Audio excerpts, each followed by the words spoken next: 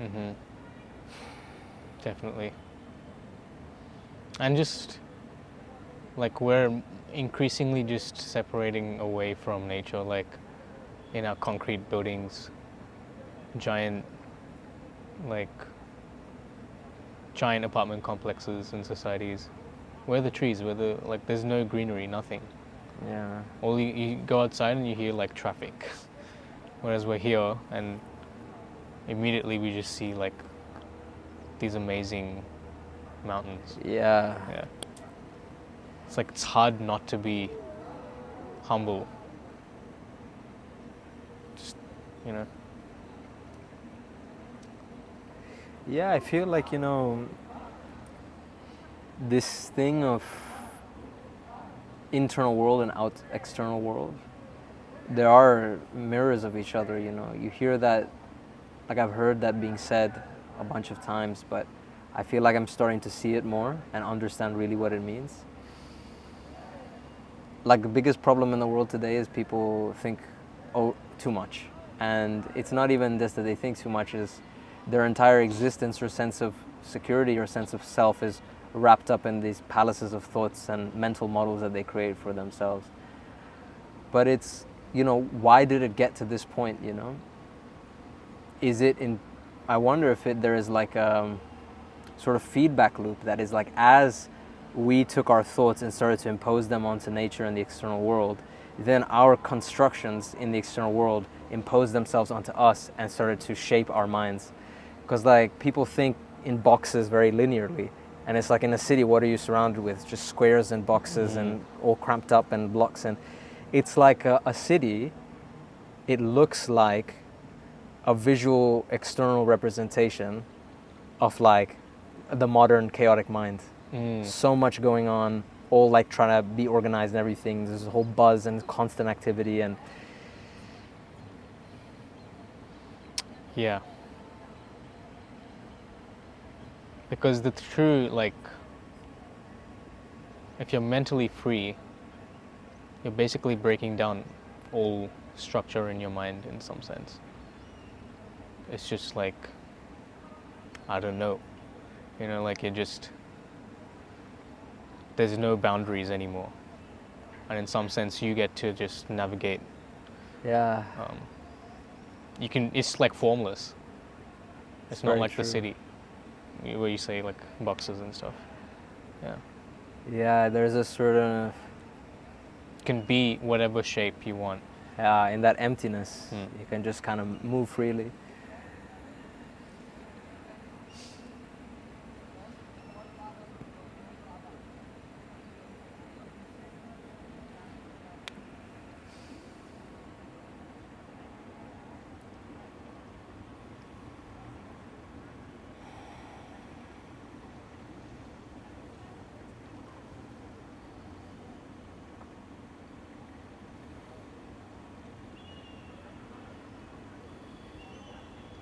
Are you gonna wear that?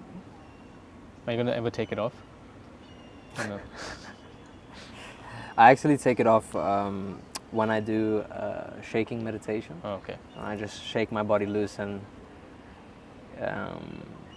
basically let sort of certain suppressed energies or emotions, they start to come out. And during that process, like, it can get pretty vigorous. Right, fair enough. So I don't want this to like fly off and break something. So yeah, I do take it off for that. Nice. Yeah. I do want to do some of that. I recommend it, man. I mean, I think that's why I'm drawn to raves, because that is my dynamic meditation, Osho dynamic meditation type of thing. Actually, I went to the Osho ashram in Pune, and I did like just a full day over there. They have a bunch of stuff like Kundalini and stuff like that, but they have dynamic meditation there, and it's basically just like a psytrance rave almost, minus the drugs and whatever you typically associate with psytrance raves, which is super cool. But yeah, it's like just the intention is to just shake off everything, move in just a chaotic manner to undo bodily patterns, which will internally also undo mental patterns as well, because my body-mind connection. Yeah. There's also a lot of emotions and energy that gets trapped in your body. So I think it helps with that as well. I noticed when I was young, I felt it was mostly like the heart center and then the throat. Both felt very tight Oh, really? because I felt like I was very shy as a child. I didn't really express myself. I didn't really speak to anyone. And even when I did speak, it was almost like I feel a blockage. Like I couldn't even get out all the words I wanted to. Okay. So it's interesting. But now it's like, wow, it's like completely different now. It's almost like a U-turn Wow. from all the spiritual, I guess, work that we've been So doing. it doesn't feel tight anymore? Not at all. Like I can freely express myself. And why did that change? I think it was a process. Like I can't really pinpoint it, but yeah, definitely as I got more into spirituality, started doing my yoga a bit more, and then BSP was definitely a big. Well, like I had it a bit before BSP, but like, I guess essentially when you start breaking down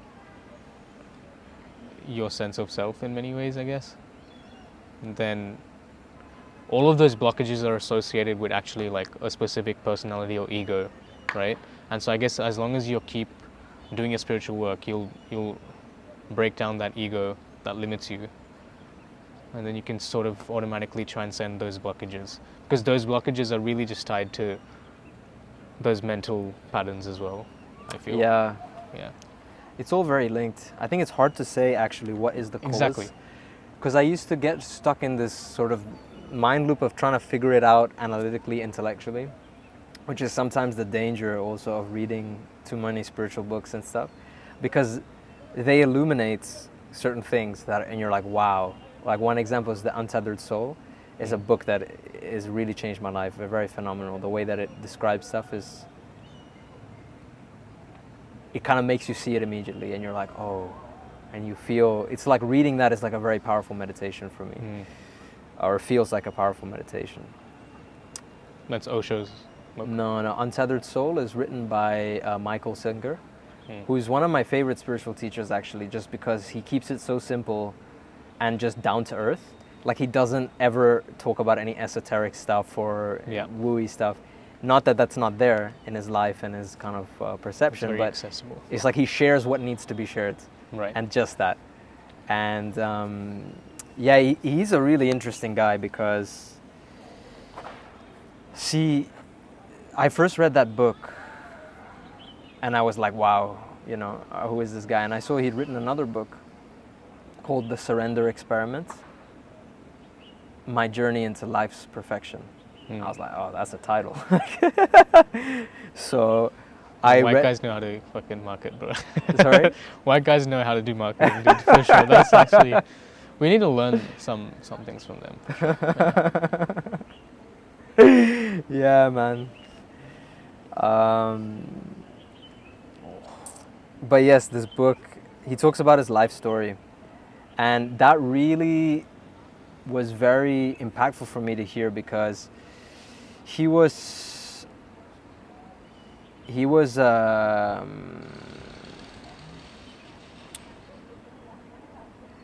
like intellectual kind of guy, normal person, like very interested in physics and maths and economics, like a bright guy.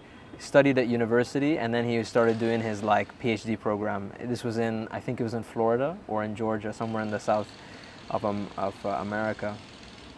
And while he was doing his PhD, I believe, something happened to him, like where he was sitting with his brother-in-law, he says, on the couch, and there was a naturally awkward silence that arose. And then he started thinking, okay, oh, this is a bit awkward. What do I say to fill in the silence? What can I do, you know? And he noticed himself thinking that. Very simple. But in that moment, for some reason, just the way that he noticed it, suddenly this gap formed where he was like, okay, but who's feeling awkward? Like, who's trying to come up with something, you know? Because if I can see myself trying to come up with a topic of conversation, who's watching? and who's speaking. It's different. And that small moment, it kind of opened up this gap, which for him never really closed, which is remarkable, because I think for most seekers, or at least in my experience, like the gap comes and it goes and it comes and it goes. But for him, it just came and it just kind of stayed, you know? And then he got really into meditation and everything because, well, for a while he just thought there's a voice in my head that's just going automatic and it's not me. And he thought he was going crazy. And he would tell people about it and they'd be like, what are you talking about? And eventually, after a while, somebody gave him a book on Zen, and then he read it and he was like, oh, they're talking about the voice, like these people understand. So then he started getting into meditation, and he got so deeply into meditation that it became like the main thing in his life. Like he stopped studying for his exams. He wasn't interested in his doctorate anymore. He was like living increasingly like a recluse. And, every parent's dream. Every parent's dream. It's funny, in the whole biography of his life, he never mentions his parents. Because I think it would have kind of ruined the vibe of the book. But yeah, he starts living basically like an ascetic, and he gets really into yoga, and he's doing all this, but totally solitary, you know. And he gets detached from everything because he's like, until I get rid of this voice, there's no point in me living my life, which is very radical. But those of us who have seen the havoc that the voice causes, you can understand where he's coming from. And not only that, it's like, you know, they say it is an essential part of the journey. It like shifts, it changes when you make that internal decision and internal commitment that like, enough. No more am I feeding this voice or this ego, no matter what. And for him, I think that commitment came, I don't know if it came easy or not, but it feel like it happened very quickly because he had that gap and then he could see quite clearly for a while. So anyway, he kind of progressed, and, you know, all this stuff happened. He broke up with his girlfriend because it just wasn't working. And, you know, he was even about to drop out of his PhD program, but his supervisor was like, no, like, you're really good, you know, you should really stay on, try to at least finish your master's or something like that. And he was like, fine. And yeah, man, at a certain point, you know, he starts questioning his mind so much that he's like, actually, all my decisions that I make in my life are based on my mind. Like what this voice tells me to do, I just listen to it and I'm like, oh yeah, that's a good idea. But this voice says like opposite things all the time. It says incorrect things all the time. It says things that later I look back and I'm like, what the fuck? And so he says, I'm just not going to listen to the voice anymore. And so the only other option you have, you're not listening to this voice, is that you just surrender to the moment and you just see where it takes you. So he basically kind of stopped saying no, in a sense, to stuff. And many, many, many events happen, right?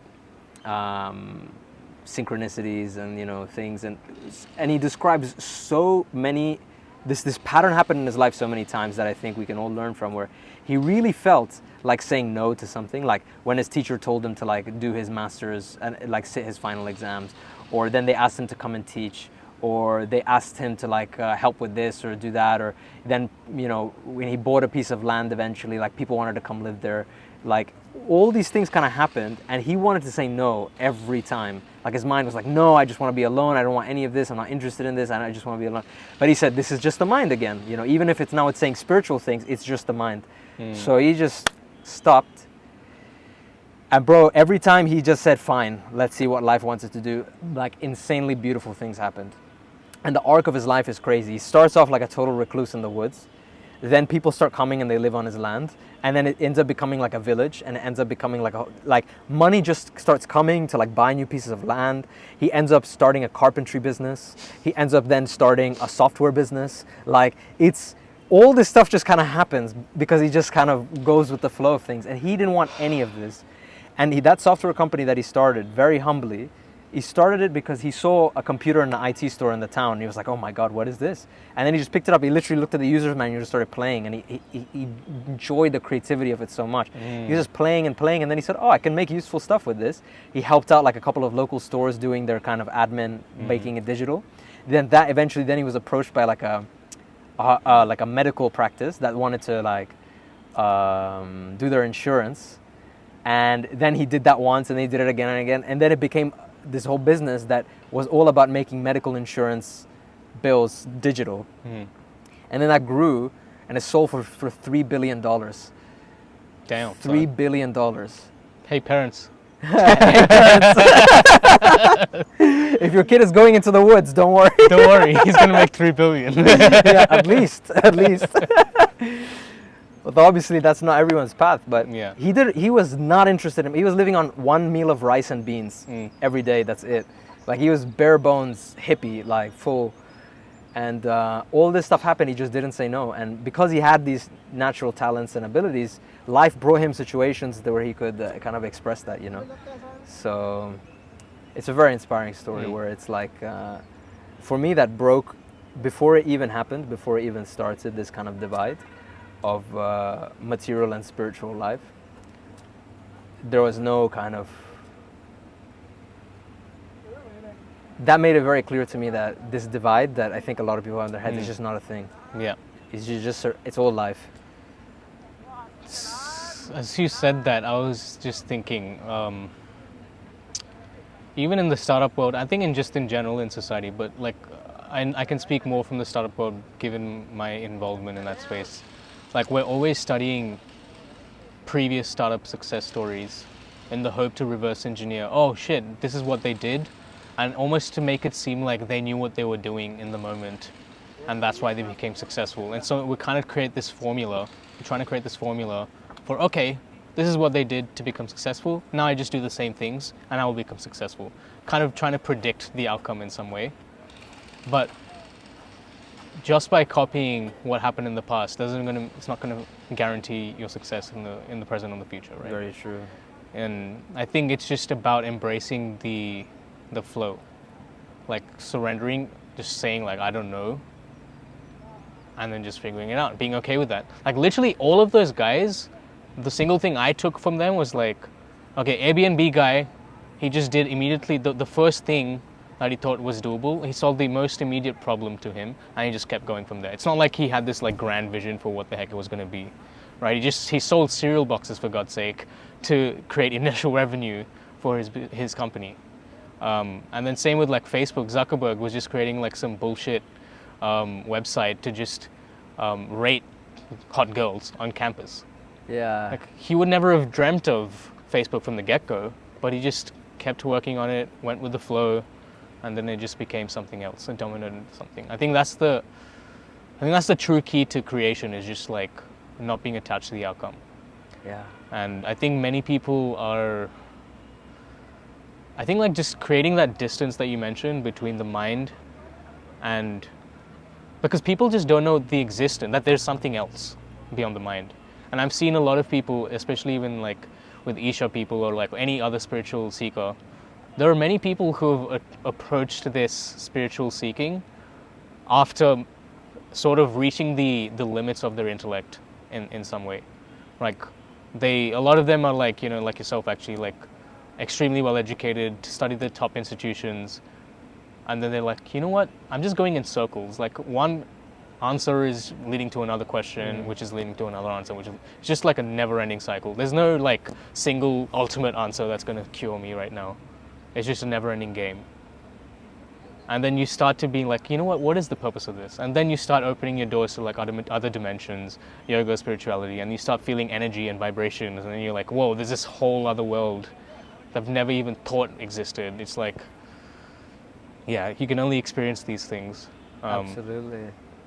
And I don't know where I'm like going with this, but I think the main point was this. I think people just haven't tasted the existence of these other dimensions. Yeah. Because it becomes hard in typical Western society when... It very much does. And I think one of the things that makes it hard in the Western societies is just the relationship that they have with anything spiritual goes hand in hand with religion and organized religion. You know, Christianity namely, or even Islam, Judaism, like Abrahamic religions generally, they're very conceptual based religions where like, you know, there's a book, there's the story, there's like the rules and everything. It's all mental based, you know. The experience of live raw energy, which I'm sure they do experience in churches or mosques or, you know, doing various things. You know, there are also practices that are set up for that. It's not that it's all bad. But there's something about, I feel there's a sort of film that is created in terms of, like a film as in Yeah. a barrier between them and the raw live experience of, let's not even call it God, just reality Yeah. of consciousness as it is, which is that there is like the organized institution, there are like, you know, priests and whatever, and this whole, you know, hierarchy of things. And it's like there's a sort of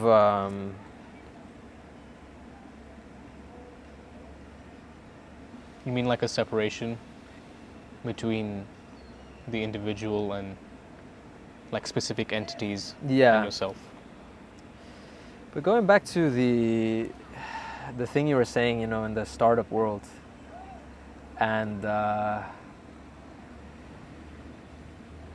that notion of wanting to look at past successes and reproduce them, this is like a big disease, you know, and most people try to do that in life, some way or the other, business, relationships, whatever it is. Like very few people have the openness and the audacity and the courage to just be like, well, let's just see, like this is its own thing. I don't need to like study up all this stuff. People who feel like you need to study everything and know everything before you start, I feel like generally those are people, I'm speaking just looking at myself, because I was, to an extent still am, very much stuck in this way of thinking. But that's like kind of academically overtrained people, you know? Yeah. Because school, in a way, subtly, forgetting about like whether the knowledge it teaches you is useful or not or whatever, but just the way that it teaches you and the incentive structures that are there and the way that it conditions your mind to think is actually just misaligned with the fundamental mechanics and nature of life. And this is something that I would really like to see change. Because look at it, in school, for example, they teach you, generally speaking, convergent thinking, which means that there's a problem and you need to arrive to a specific correct solution. You need to find a way to get to that specific solution. The types of questions that they ask you are convergent questions that have one answer, like whether it's in maths or something, or, you know, even in something more creative like English or something where you write an essay, there's like a strict rubric to measure, did you hit the points and everything? Because at the end, they need to measure it. Yeah. You can only, if you want to measure stuff and quantify stuff, you have to use a convergent loop of kind of testing. Now this is sounding maybe more like software, but No, yeah. effectively you're programming kids, right? So Basically, yeah. Whereas in the real world is something that I've heard being called divergent thinking, where it's like there's not even a problem, it's a situation, and there's many different ways you can go about it. So for me, one big jarring thing was like, even I graduated from Oxford, and like everybody was like, oh wow, this is great, like, you know, you must be very smart and everything. But then I go into the real world and like start making decisions for my own life and my own career. I'm like, oh my God, there's so many options. Which one is the right one? It's like I drove myself crazy. Because there was so much pressure, because it was like, I've done this thing, now whatever I do has to be super special and super great. And I had this whole ego. And I think the tendency people have of reaching to the past to find a solution for the present, whatever the situation is, it comes from that sense of fear, that sense of, as you say, being attached to the outcome. I want success. And so I will do what has created success in the past and just fling it at the situation, hoping to get success. Somehow our desire for success, it makes it very difficult for us to actually just see the moment and just take it where it wants to go. Right. Because we have already pre-imposed an idea of where we want it to go. That's a great point.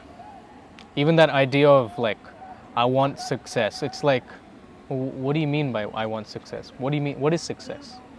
And then if you keep going deeper and deeper, it's like, actually, no, it's just the idea of what society will accept as being successful for me, for this body, for this person. But then if you eliminate this person as just the set of values, ideas, and traits that society's brainwashed me into believing is me, it's like, well, it doesn't matter. Like, that's just their idea of success. What I'm really trying to be by being successful is be recognized, like, as a person. It's really a deep sense of like wanting to be recognized and seen. Yes. Yeah. Yes, that is such a deep. It's at the core of every social interaction, with parents, with friends, with relationships. It comes out so much that we really want the other person to affirm us, Yeah. to make us feel valid and worthwhile. Like, Exactly. yes, you're doing right. You're doing good. Thumbs up to Yeah. you. I approve. Good job. Yeah, good job. It's like, you exist, man. Yeah. Yeah. Woo, pat on the And back, then you know? we go to other people. Even the niceness that we do, like, oh, how was your day? And like, how are you? It's just so that you ask me how was my day, and then I get to go like, oh, Yeah. this is my story, and then you get to say like, oh wow, you exist. I'm like, yeah, thanks. thank you you. exist too. Yeah, Yeah. It's like, this is such a deep thing for like. It's funny because you understand it intellectually. Because I've been aware of this maybe for the past like 5 years, ever since I read it first time in a book, and I was like, oh my God, this is really what's going on. Like, we're all just chasing approval and validation with everything. Pretty much. But it's like layers come deeper and deeper, because the more you uncover it, if you're being honest with yourself, there's always that lingering bit of like seeking approval in some way or the other. And in a sense, I feel that is the only obstacle really deeply to overcome in the spiritual path. Because at the end, forget enlightenment and whatever it is, it's you just want to feel like, yeah, I'm alive, I feel good, I like myself, I approve of myself. Right. That's, I approve of myself is, I think, really what many people are missing. And that's the essence. Even people who are on the so-called spiritual path, doing a lot of spiritual practices and sadhana, deeper, somewhere inside, they're not actually at peace with themselves, because on a psychological, emotional level, they're not looking at the wounds and the trauma that they have and saying, I made mistakes, I messed up, I got hurt, this happened, that happened, but I'm okay with that. Like, I still approve of myself, even though I'm not perfect. Right. That's a hard one. That is. It's a very hard one, and you know, we've been talking. It's even going on for me right now in terms of with my parents, where you know, I'm living a life that is not really what they would have expected. And honestly, it's become very clear to me now that they are actually really not giving me such a hard time. I'm giving myself like a super hard time in my mind all the time, worrying about like, what are they gonna think, and oh my God, I'm disappointing them, and this, that, and that makes me bad and everything. And I was doing some journaling yesterday, and I wanted to get to the root of like, okay, one thing that I genuinely want, not like a hi-fi what I should want, or you know, actually there's a desire in me. I want to make my parents proud. Very, very reasonable. Very reasonable, right? But then I ask myself, why? Why do I actually want to make my parents proud, right? Which everybody, I think, wants to do that. And then I was like, well, I really want them to approve me and affirm me and be like, yes, we're proud of you. You are a good son. You did right by us. Like, whatever we gave you, you've done something worthwhile with it. And it's a good life. It's a good use of your life. Like, approved, you know? And then I ask myself, why? Right? Why do I want them to tell me that? Why do I want them? The more you ask why, the deeper and deeper you'll go. The deeper and deeper you go, right? Yeah. And so I ask myself, why? Why is it that I want my parents to approve of me in that way? What am I hoping to feel or get? And then it kind of clicked to me that I want them to be proud of me, so that I finally get the license and the permission to be proud of myself. On some level, I'm waiting for the outside, whether it's my parents or girlfriend or friends or whatever it is, to give me that approval or that validation, saying, yeah, good job, so that I can actually feel justified in going to myself, yeah, good job. Like, despite the mistakes, despite my stupidity, despite my foolishness, all of it, all of me put together in one, the good and the bad, yeah, good job, I approve, you know, it's good. And it really hit me that like, that's all I'm really looking for, is for me to say to myself, I approve. And there is nothing actually stopping me from saying that, like at any time. Exactly. Even right now. Yeah. There's never, if it's like one of those things where it feels very rational that like, oh, obviously I need to achieve this level of success. I need to get this level of money, to get this level of admiration and validation from other people before I can say to myself, good job. That's actually the mechanism that most people used to even run their lives, even like business type people, or like, let's say this Andrew Tate archetype, it's like putting the carrot far away from you so that you really want to go get the carrot, and then you do all this stuff, right? But you're effectively, on a micro level, you're hurting yourself, you're torturing yourself to motivate yourself to do, because that's what probably we've learned in school. You know, this is how the way to do things. So yeah, man, self-approval, that's radical. Like, and as you were saying that, I was just feeling like that's just a systemic thing that's going on in society. Just this intellectual masturbation of like these mind games that we're playing with each other. And then in the background, reality is just happening. The universe keeps going on, and we're all just like having this intellectual jerk-off session constantly. And then the world is crumbling, whether you jerk off or not, you know? Yeah. It's like so it's like, at the end of the day, now I'm like just reaching a point where I'm just like, I used to put pressure on myself after having this realization that I need to now like save the world in some capacity. Like I need to start doing some meaningful things, which is, I think, is like a good intention maybe. Like, okay, yes, I'm trying to create some more impact. But then it also didn't feel right. It also felt like maybe it's not what I do that's important, but it's more how I do it and how the energy comes out of you when you do something, you know, like, so that's why now I'm just like, whatever, I'll just play, have fun, you know, the startup thing, let's see how it goes. If it goes well, great. If it doesn't, whatever, who cares? Had a great time. Like, ultimately, the people I'm working with is probably more of a reason for why I'm actually doing the startup than actually the startup itself. You know, I just like these people and we're on a similar vibe, we can joke together, and I think it would be just a fun journey. Just for context, what is the startup? So we're building an AI software for, like, contract software for lawyers, which doesn't sound very fun and exciting and playful, but it is. It's just fun when we're like, first of all, just building something for people. We're seeing some like money, which is kind of like gonna come in pretty soon, which is kind of like a game in some sense. I feel like it's like, ding! It's like the points coming in. Scored a goal. Yeah, it's like, yes.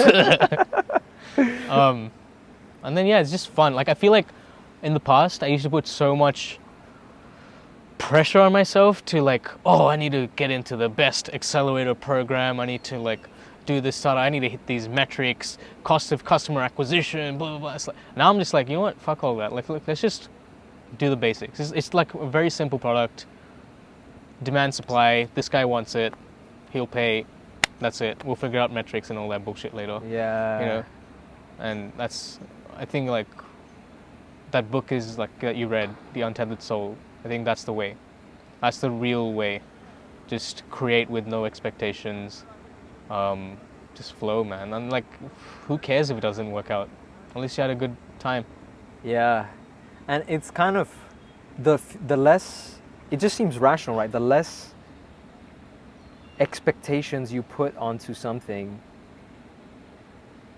to be in a certain way, the more room it has to breathe and actually become something that is successful. Yeah. Like, this is now shifting. Successful is always a relative term, but most people, when they say, I want this business to be successful, I want it to make me a lot of money. I want it to make me respectable, blah, blah, blah. So how do we think from the get-go, how do we get to there, that X amount is being made and all these targets being hit and it's very impressive and it's the best of the best and all this kind of stuff, which is lunacy, right? It's one thing being the best in your classroom, wanting to be the best business in the world. What does best even mean? Just tangent. No, it's true. It's true, right? But like, we're the most profitable business in the world. Yeah. Really? Yeah. You want to make the most profitable business? Like, why? Why? Why would you ever want to do that? Like, does the fucking earth care about your profits? Like, or maybe if you're redistributing the profits for, like, sure, I guess I see money as a tool for things to be done, and the more money you have, the more scale you can have, to a certain extent. yeah. But eventually there comes a point, I feel like, where like I can just do anything. Like, I feel like when you have multiple billions of dollars, like, what are you even feeling at that point? You can literally do anything. You can buy whatever you can buy a whole country if you want.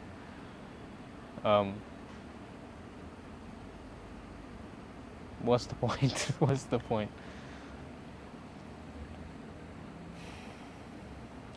But yeah, I guess not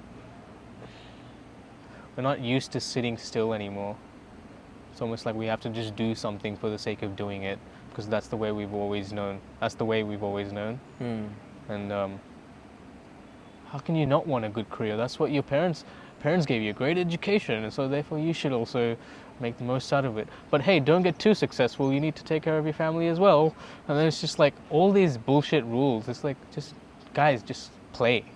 Yeah. You know, like, and if everyone keeps doing that, eventually, no wonder there's such a big divide between like the planet and people and all these institutions. Like, capitalism is so separated away from what the planet actually needs now because of this same situation. It's like everyone's just chasing these intellectual games, instead of just reconnecting with nature. And I'm not saying like everyone has to work on climate change, or like everyone has to be a sustainable company in some way. I mean, well, they should, but like but like it's like you don't have to be like on the front lines doing some crazy activism. I think you just need to lead your life with a little speck of inclusivity. That's really it, I think. What do you mean by inclusivity? Just like feeling more connected to what you're doing, thinking, being a bit more aware about, okay, I'm doing this. What are the consequences of my actions? You know, I was just reminded, the old me would have been like, bro, shut the hell up. Like, can't you see us recording and stuff? But now it's just like, you know what? He's just doing his thing. Everyone needs to trying to clean people's ears, bro. Bro, he's trying to clean my ears. Yeah. Man's gotta eat. Yeah, and ears gotta get cleaned. Ears gotta get cleaned. But yeah.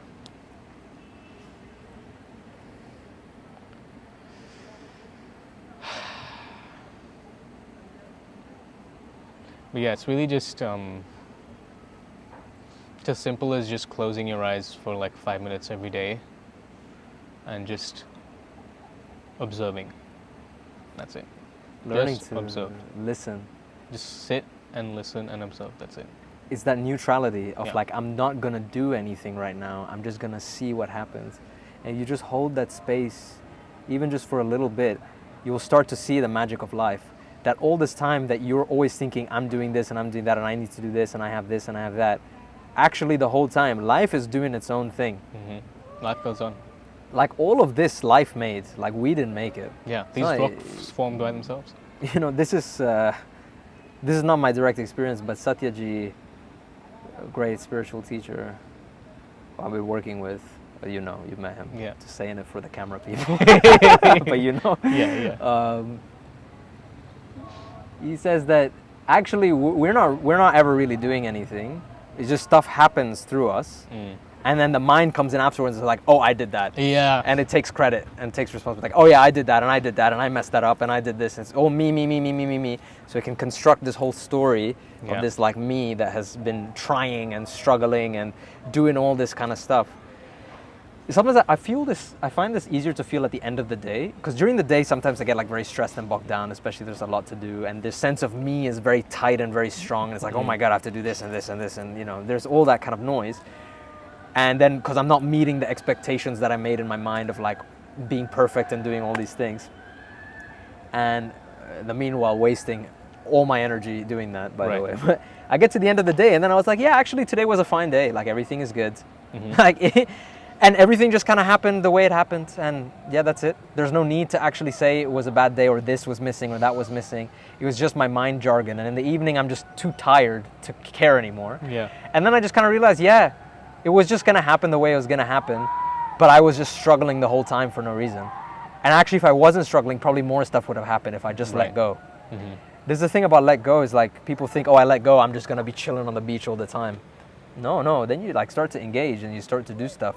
Because it's let go of what you want. So if you want to like lie down on the beach and do nothing all day, that's still what you want on a personal level. Like a laziness is there, sort of a self-destructive laziness. If you let go of even that, situations come. Life says, come, let's play, let's do something, you know? Yeah, and then it's interesting because like when people think of, oh yeah, but if you do the spiritual stuff, you're not going to achieve anything significant in the material world or whatever. And I'm like, that's actually not true. Some of the most capable, materially successful people had like touched some form of spirituality, right? Like Steve Jobs went to India seeking enlightenment or finding his guru, which who Ram Dass touched as well. And the Beatles came here, again, similar story, in search of spiritual direction. Yeah. And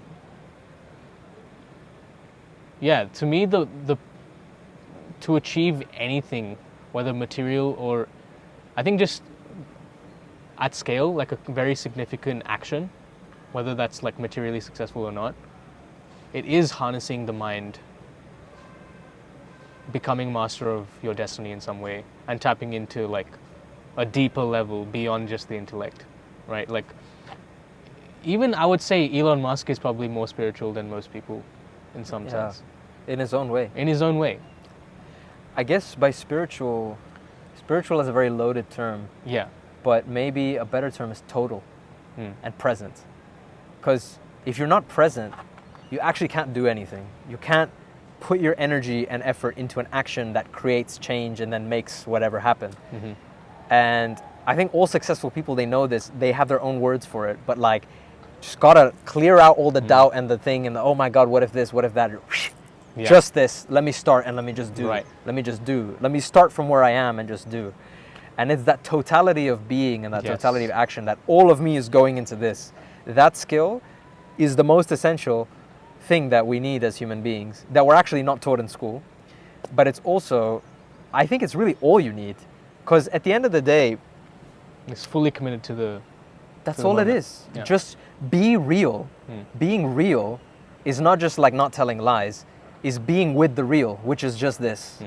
Just this. This one that's going on right now. That's it. Everything else is just like, it doesn't matter.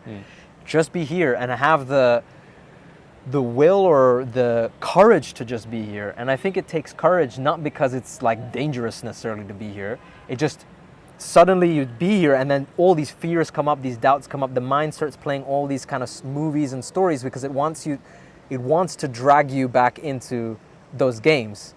Because they call it the ego, but there really is some kind of mechanism or circuit within us that wants to keep itself alive. And so it keeps pulling on our attention. But if you really watch it closely, besides giving you some little satisfactions, like a drug, it's literally a drug because it gives you a little high or a little juice. And, you know, ego, it's not necessarily that it's giving you a positive affirmation. It can even be telling you you're so full of shit and all this kind of stuff. But we masochistically, we like that. We actually like to torture ourselves because it's a predictable and familiar pain. We are just really cannot handle uncertainty. That's the main thing. That actually I'm here right now. You and me were sitting right here. We might have all these plans to record a conversation, but like one of us could fall dead right now. I hope not. I hope not as well. But that is not just a statement to throw around, even though I just threw it around. But it's a reality. Like, we don't know anything. And this is another disease that is there in the society, I feel. That again, unfortunately, I think comes from the education system, but before the education system was probably already in the human psyche, which is, it's not acceptable to say, I don't know. Yeah. Everyone needs to know everything. It's such a burden, bro. Oh my God. It's such a burden. Like, you need to know the answer. Such a big sense of relief when you say, I don't know. It's like, I don't have to do anything now. I don't have to pretend. I don't have to pretend. I'm just an idiot. Yes, man. That's so true. And it is really true as well. Like, once you say, I don't know, then the possibilities start that you can actually do something. Because you're willing to see nakedly, clearly, I don't know anything. So what's going on? Because if you don't know, you will find out. You'll watch, right? Like, because you don't know. And you're like, oh. Then you start paying attention. You start paying attention. So yeah, we think that it's all about having the right knowledge or being super clever, super smart. Again, this is what school teaches you. But really all you need is attention, mastery of attention, and the ability to keep your attention on one thing and put it where you want, rather than where society wants it to go, which is, you know, you're scrolling and just getting brainwashed with all sorts of things. Actually, I've seen, I mean, not every PhD candidate, I would say, has this trait, but I've seen many very highly qualified PhD candidates who reach this conclusion as well.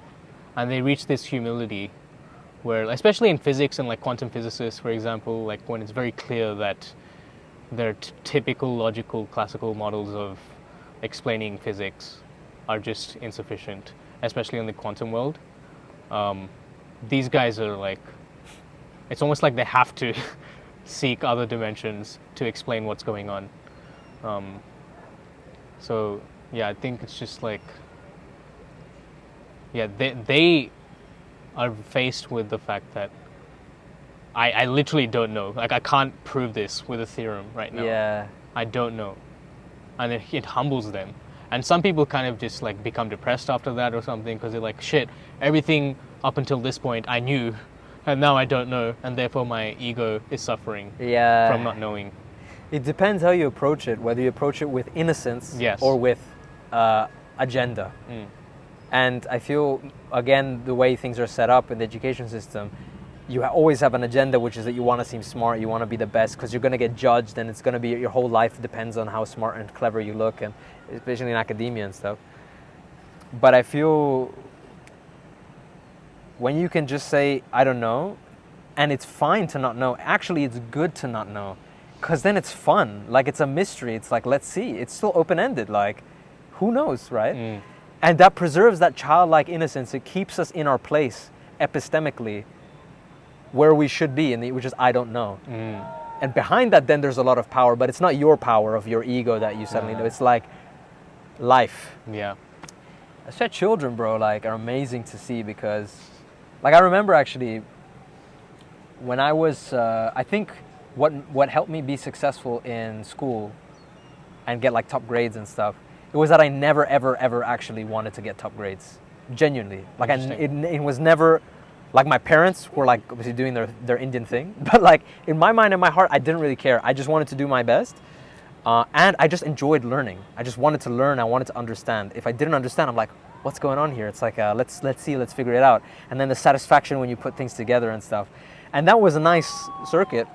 And then I got to university, and then I studied quantum mechanics. And then I was like, oh, wow. This is hard. No, this is amazing. This is amazing. Okay. Yeah, that was my reaction, because I, for some reason, by the grace of the universe, got like, this kind of disease didn't get too deep into my head of like needing to be the best or worried about the outcome. I was able to stick with the joy of the process. And then I was like, oh my God, what is actually happening? This breaks everything else that like I've known, and this whole model that, you know, we use for everything is actually at its fundamental.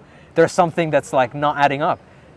Damn, you were studying quantum mechanics. Oh, great. Okay, that's basically what I was talking about. Yeah. So you had that moment.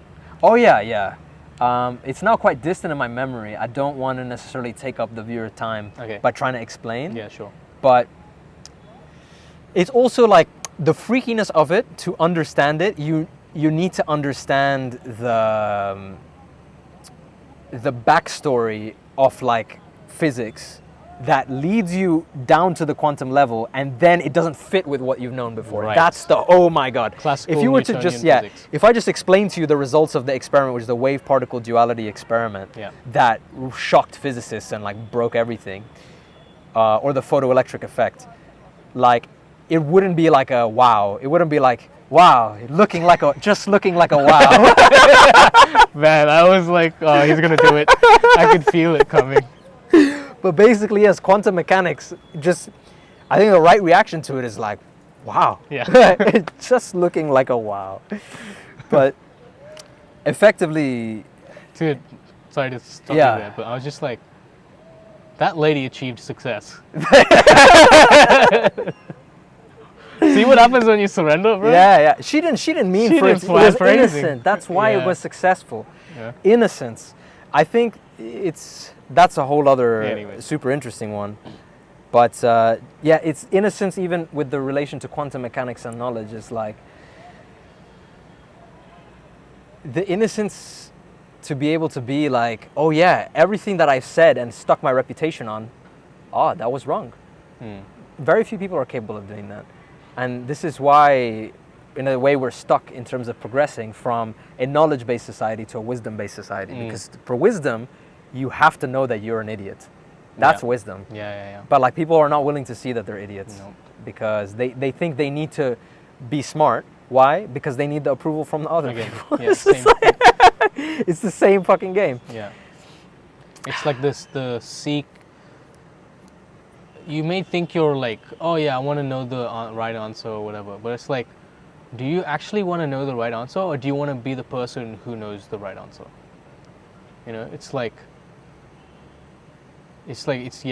you're attached to you knowing the right answer. Sometimes the answer doesn't need you. And That's that beautiful. might shake up your existence or your ego or whatever, but it's a humbling time when that happens, I think. Yeah. Yeah. But you're not needed, bro. Sit like, Chill out.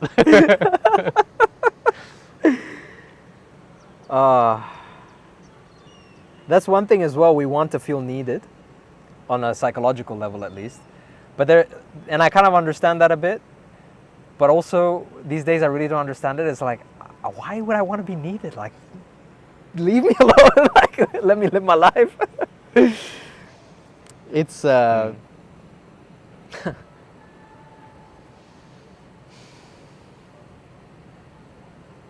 feel blessed, man, that we're even just here, sitting in this place in the Ganga, and we're talking about shit we care about. yeah. Like, just that alone is like, I feel very fortunate. Yeah. Yeah.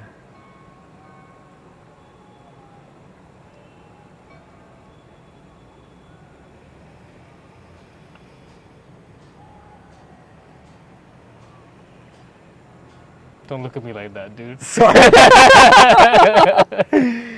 No, it was just such a beautiful reminder to be grateful, man. Yeah. What's your relationship with like gratitude? Do you feel like you have gratitude as much as you would like and stuff? I think when I'm caught up in the matrix, you know, with work and stuff, I forget to be grateful. Yeah. On a daily, like at least on a daily basis, like as a practice or a routine. But I think because I've tried to be disciplined with at least my sadhana, so I don't miss like yoga most days. But it helps me at least like reconnect with the moment, and then This is Shambhavi? yeah, with Shambhavi.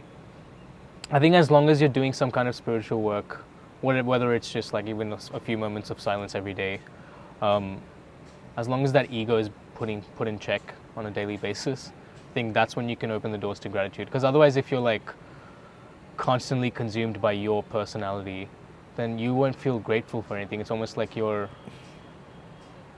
think you're the cause of everything in some way, right? But yeah, coming to your question, like, I still think there is room for me to, I think I'd like to practice it every day, like with my sadhana. Maybe like I'll set an intention every, before sadhana or something. But I would say like being here for a couple weeks, it's been really easy to, like, just because my routine is like really beautiful, like doing spiritual practice like every day, waking up early, and then coming here like, or these kind of areas, and the norm here is just like everyone's talking energy, spirituality, whatever, like in all kinds of shapes and forms, but it seems like the normal thing to talk about. So it's very easy to fit into this like low ego state of existence and then be grateful for everything, I think. So yeah, I'd like to take this with me regardless of where I am. What do you feel is like the key to being grateful?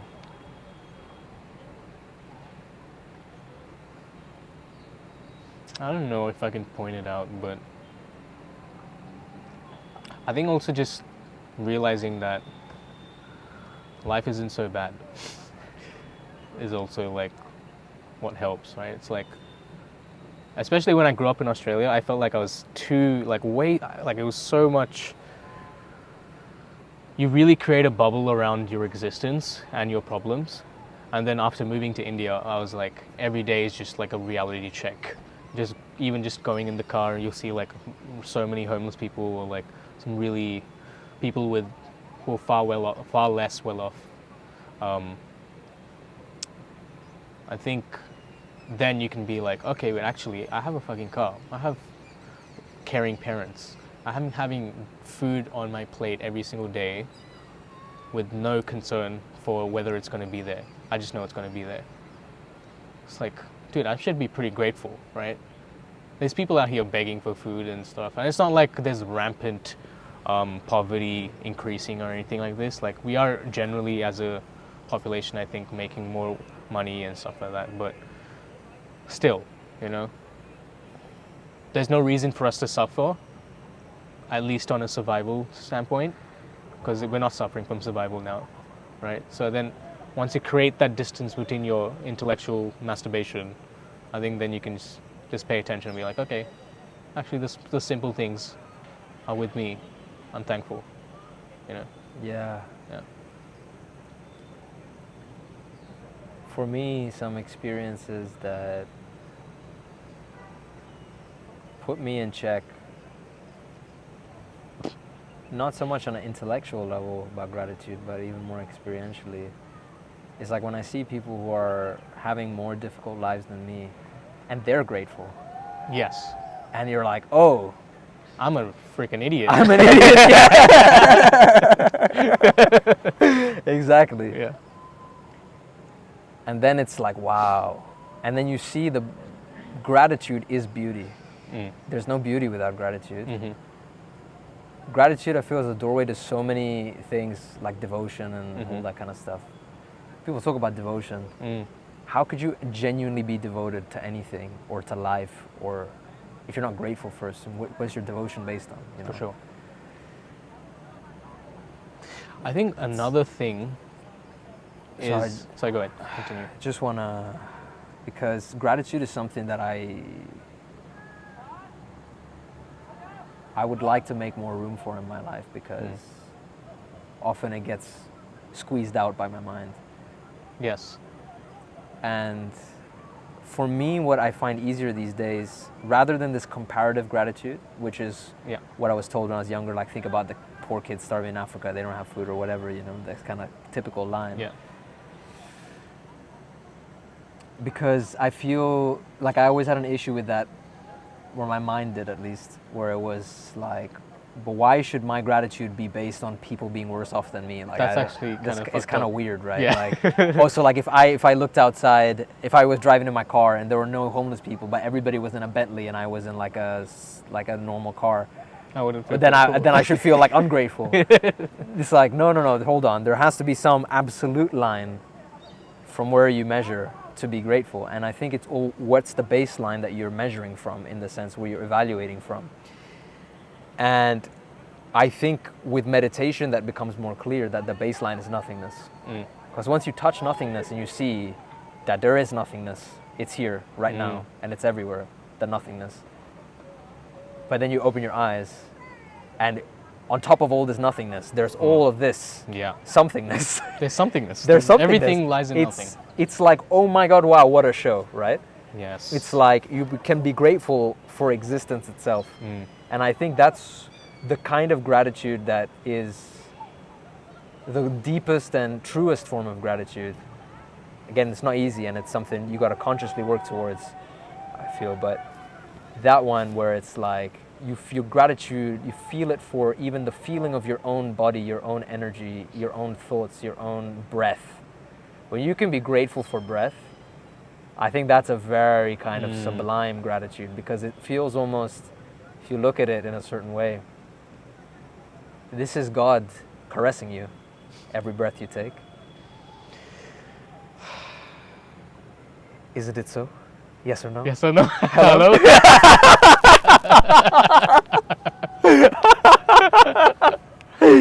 I had to say it. But,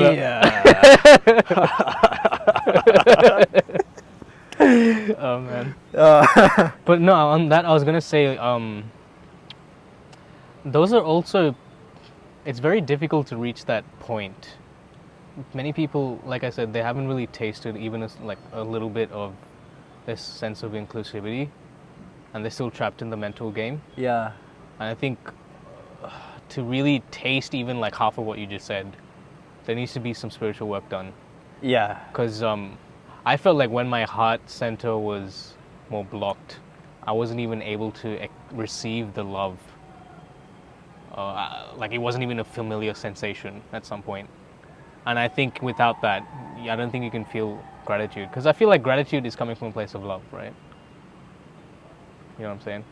Like a love and appreciation for Yeah. Yeah. life or whatever you're feeling grateful for. Yes. Yeah. So, yeah. So there's some kind of work that needs to be done to even feel that level of gratitude. And it's linked also, I feel, with reverence. Like, I think you can only be grateful when you see how much is happening that's outside of your control. And notwithstanding how little is in your control, things are pretty all right. Given that actually nothing is in my control. Like, it could be boiling in a pot of lava. Like, but I'm not, you know. I mean, I'll say it'll probably be hard for me to be grateful if I was burning in lava or some shit. Yeah. Damn. That's a bit of a maybe bad example. But yeah, you can see I've not really, it's not integrated into my being gratitude. Otherwise the metaphors would be better. I can see what you mean though. Like, It's ideally, like any situation, you should be capable of. not so much that, it's more like right now, Yeah. I'm not boiling in a pot of Right. of lava. I'm Yes. not being stabbed to death, or I'm not, you know, Right. like all of these, we always look at like all the good Yes. things that are not happening right now. Yes. And we focus on that and be like, oh, this is shit. Because Right. this not happening, this not Right. happening, this not happening, this not Right. happening. But what about all the bad things that are not happening right now? Like, that's like Exactly. way worse. And if you think about it, again, that's just the mental game because you're just Yeah. creating these negative scenarios in your head.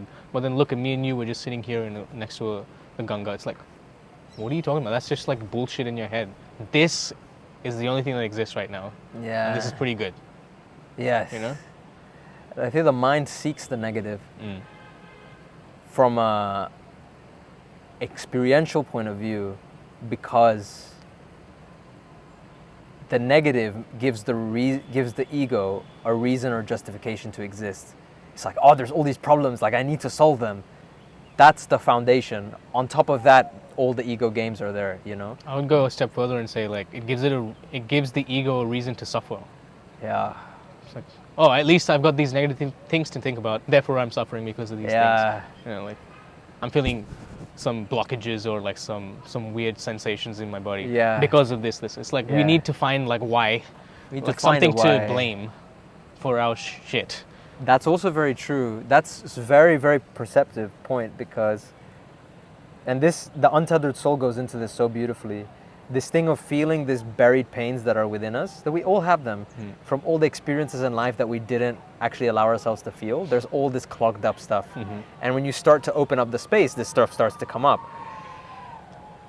And it's like, this is the fuel for the ego to go. And it's like, I'm seeing this these days that, you know, I was like, oh, I need to do this and I need to send that message and I need to answer this email and I need to do this and I need to be super on time and I need to impress these people and all this kind of work jargon, you know, that's going on. But actually if I step back, that's what the reasons that my mind is coming up with for what, like, do this action, do that action. But effectively what my mind is actually doing is like, ow, this hurts. And I don't want it to hurt more, so I'd better go out there and do things so that stuff doesn't happen in a way that's going to hurt this. Right. I can't sit with the pain. I can't sit with the just pain. ignore it and pretend do something else to So escape it. it's partly a distraction from the pain that is currently there, but then a lot of the fears or the greed. Fear and greed are like the two ends of the same thing. It's basically the same. Right. It's either you're fearing, you fear because you want to avoid a certain future scenario, greed because you want to get to a future scenario. But at the end of the day, It's all about this pain that we're feeling inside, this discomfort that we're feeling inside, and I don't want the outside stuff to hit my stuff. This is my stuff that I'm feeling inside. Right. And events come, and if something happens that triggers that feeling, that gives me a similar feeling, it's going to cause this squirmy pain inside. I just can't handle it. So then the ego comes in. It's like, how can I avoid that situation? How can I avoid not being successful? How can I avoid disappointing my parents? How can I avoid looking like an idiot in public? How can I avoid, the criticism of other people? Why we want to avoid all these things is because those are wounds inside us that are going to get hit, and it's going to be like, ow. And so this game is going on. That's another kind of angle to look at this whole ego game. That's such a true statement. And that's the thing, man, that I love that, Satyaji, one of the beautiful things about him, you can feel what you want about the language he uses or whatever it is, but he's got a really brave heart from experience. And he really kind of abides by this thing as much as he can, where he's like, okay, pain and suffering is going to come. Let it come. Let it come. I don't care. I'm going to face it. And this warrior attitude, this fire, is I think what's missing from people, be they spiritual, so-called spiritual or not. It's like this willingness to be like, actually, this pain is an unavoidable part of life. Living a good life is not learning how to be clever and strategic and tactical and knowledgeable enough to carve this special route in my life so that I can avoid all these pains. It's to be like, hold on, why is there pain inside me? Why do I not feel okay right now? Why am I not okay? And people don't even ask this question because we just take it for granted. Like, yeah, of course I'm not okay. I got to do this. Yeah. They won't even admit that they're not okay. Well, actually, no, it's also that they think the solution to not being okay is in going outside and doing all these things. Yeah. That's how somehow going to fix it all. But even those people who've already done all those things, they're still not okay. Yeah. And they don't realize that, right? And it's like we're just all caught up in the same story that we've told ourselves of this is how we're going to improve in our lives. Well, it's not. It's meaningless. Like, you got to sit with the pain. All of the things you described that we're avoiding, we just need to sit with and face it. And it will be painful, but that is the journey to healing is sitting with your pain, embracing the suffering, letting it be cathartic and release that. Yes. It's like, take the time to do that. You don't have to be constantly holding yourself to some kind of numeric benchmark or metric of progression, right? Things that are unseen also are equally important. Those periods of silence, those periods of not doing non-activity. Like, maybe other people will be like, oh, he's just doing nothing, but there's a lot of things being done without other people being aware of. They can't see it. You just can't see it. It's internal work. It's internal work. It's like what's happening with the seed when it's in the ground. Right. A lot of stuff happening. We just don't see. And then once you're done with that or clearing all that shit, then it's just very smooth, very easy. Very. I think one thing that is, I feel people sometimes have misconceptions around healing. They see it as a sign of weakness, sometimes. I would say even in the pro-healing space of people who see, okay, healing is an important thing, now let me heal. There's two traps that I personally have fallen into that are, I think, important to be aware of. One is, you need to heal the buried pain of the past traumas. All that is needed is to look. But to look, full stop. Not to look and judge, not to look and fix, not to look and destroy, not to look and push away. It's the and something. It's like, can you look neutrally? Can you just look at it and just be with the pain? That's a very, you could say, sophisticated thing to do, because generally our first reaction is to be like, oh my God, no, I don't want to feel this. I want to push it away, and I want to destroy. Like even when you approach healing, it's like, I want to be healed. Why? Because I don't want to feel this pain. So I'm going to sit down, and I don't want to feel this. So fuck off, pain. Like, you fight with the pain. Sounds like Andrew Tate would do that. Very masculine way of approaching these things. Again, right. But healing is actually a very feminine thing, which is very open and very vulnerable. I'm willing to feel this suffering. It's like my woman inside is wounded. Yes. And she needs just my attention. It's for me to hold her and no judgment, no nothing. Like cry, feel, do whatever the pain, let it move. Because when you start looking, it starts to vibrate, it starts to intensify, it starts to move around and starts to do new things and new sensations come. And it's very easy in that moment to be like, no. And I've done that millions of times, like where it starts to get a bit, and I'm just like, because it's that uncertainty. Because so long as that pain is there buried, like I know what it's going to do. I know the feeling circuits it's going to take me on. It's like a comfortable, familiar suffering. But when it starts to heal, it starts to take on new forms. And I'm like, it could hurt me in this way. And it's like, it feels like it could kill me or whatever. Like the mind just starts to freak out like, ooh, like just, you know, like a coward. And so yes, to look with neutrality. That's where spiritual practice is really helpful, because it teaches you and it helps you practice that posture within yourself where you're like just watching, just being, no agenda, no intention, just here. And you take that quality of attention, that fertile, non-judgmental, loving awareness, not even actively loving, like I love you or whatever, just like accepting, and you bring it to that pain, then it can do some healing. Right. So the first trap is to not fight the pain. And the other side of it is not to overindulge the pain, because sometimes you just like sink into the pain and the pain becomes everything. And it's like, then you start to have all these stories around it. And it's because my mom said this, and it's because that guy bullied me, or it's because of this fight or whatever it is. And then, all these stories and this, you actually are deepening that wound. Right. So healing has to be approached with a lot of alertness and responsibility, because you can actually make it worse unwittingly. And then that's the main misconceptions around it. And the other one on a more external level is that, okay, I need to heal before I can do anything else in my life. Like I need to heal this fully, and then I can go get a job, or I can go do this, or I can go do that. Not that you need to rush to go get a job or do anything because of what anybody else says, but also don't just procrastinate from the real life situations either, because it's those real life situations that they come and they hit your stuff. And this is one thing that Michael Singer explains again so beautifully in The Untethered Soul, which is that the real purpose of life, like the best sadhana or spiritual practice, if the goal of spiritual practice is to clean out this garbage so your energy can be free and you can actually just be joyful with what is and just love life, there's nothing that will clean you out better than life itself. Because life will bring you situations, challenges, uncomfortable things that will trigger your stuff. And in the moment where that's being triggered, that's the moment where if you have the awareness and the perception and the alertness and you're ready, I'm going to let it go. I'm going to let it just, I'm okay with it.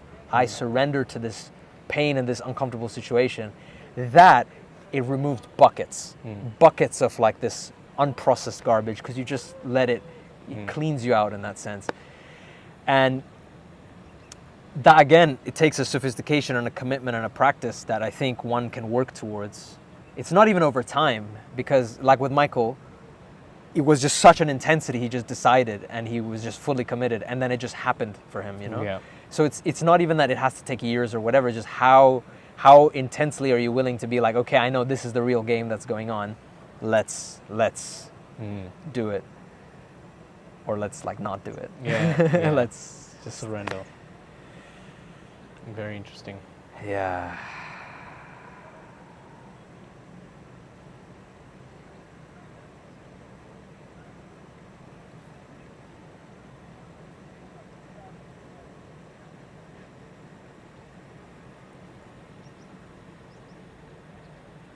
Yeah, man. But in many ways, in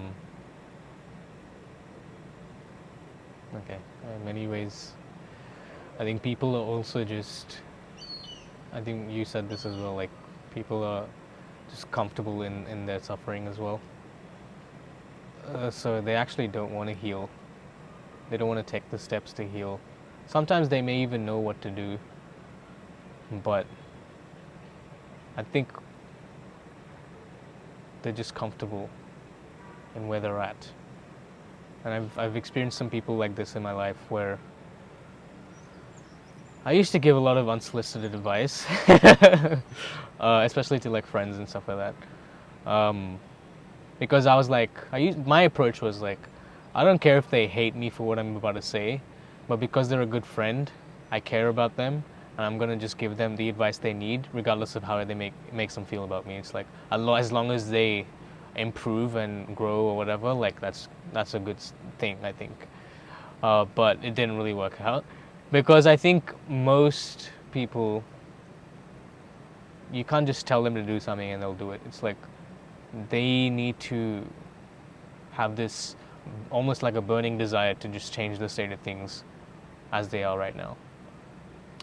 And until you have that desire, no one is going to influence you. I think that's why we need more examples of people who are on this path, who are healing. Because I think people are not even aware of like the existence of stuff like this. All of our role models in the that we see on TV and stuff like this, no one even touches on stuff like this. Like we're seeing, like at least on YouTube, I'm seeing like comparing YouTube media to Netflix and other mediums. You're seeing these podcasts like Joe Rogan, for example, like really taking off. Like I don't think they're the most philosophically advanced people or anything, but people are just craving honest, authentic communication and sharing, right? I think it's just that they need more examples of people just living the truth, even if it's not the perfect truth, but just the truth, you know. What is the perfect truth, man? Perfect truth is... It's not in any of us, that's for sure. Exactly. No one's perfect. We're always seeking it. That's very true what you say, man. And it needs to become, it doesn't need to even, because it's its own thing, that it has its own momentum. But I feel and I hope that it'll become like the norm. Just become like not this thing that like, oh, these are weird people that are doing this kind of stuff. But it is going to become the norm, and I think it will. Yeah. I really feel that it will. I mean, there's only so much bullshit we can feed ourselves here. Yeah, that's true. I would hope. I think it's a kind of about bridging these worlds, and these worlds have started to be bridged. Like if you look, for example, Headspace, what they've done is amazing. Yeah. It's like, it's not that their meditation is necessarily the most deep and transformative, but that's not the point. It's accessible. Like it's made meditation a thing in people's minds as a tool for stress relief or whatever.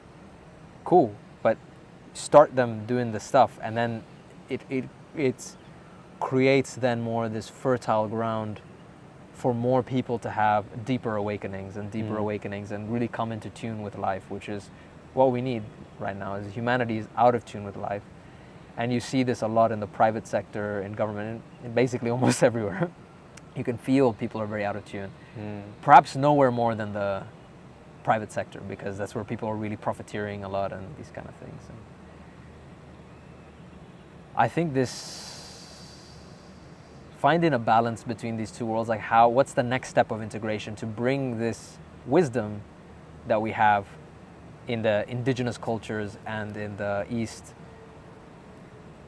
and really the wisdom that is inherently there in the flow and the substance of life itself.